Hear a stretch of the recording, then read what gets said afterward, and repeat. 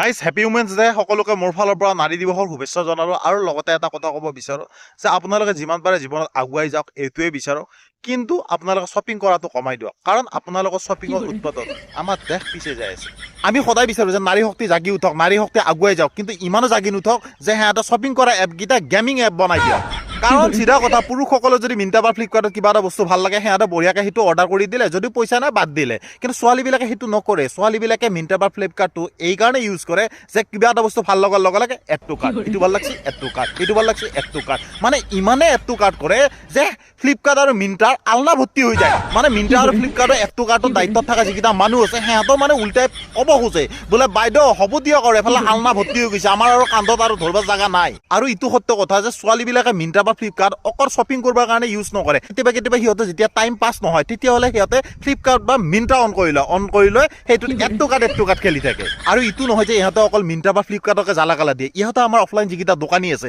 সেইকেইটাকো জ্বালা কালা দিয়ে সিহঁতৰ দোকানত যাব যাই কেনে বস্তু এটা দাম দিব যদি কয় 1200 টকা ক'ব